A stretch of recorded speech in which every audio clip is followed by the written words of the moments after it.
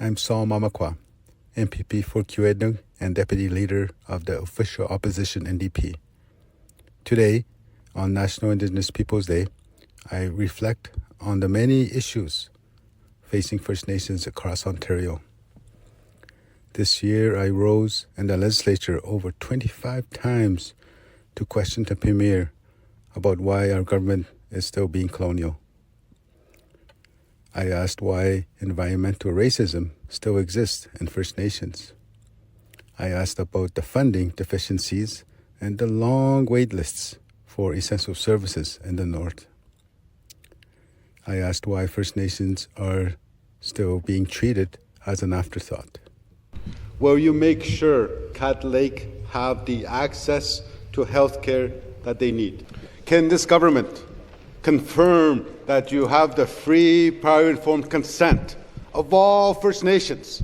Why is Ontario allowing this company to continue while people are getting sick from their emissions? Will this government start taking this Snabaski Nation health state of emergency seriously? Will they ensure families in the North get the access to the home care they need? What is this government going to do to make sure our ERs in the North stay open? Will Ontario ensure First Nations have sufficient resources to uphold our laws? Speaker, how many more studies should Grassy Narrows release before Ontario does anything? Will the Premier, will the Minister commit to increasing the per-student funding for students in the North? From all these questions, we only achieved one satisfactory response, one long overdue response. Despite these many challenges, this year has also been one to celebrate. First Nations across Ontario have stepped up and launched historic lawsuits against the provincial and federal governments demanding justice for their nations and shared lands.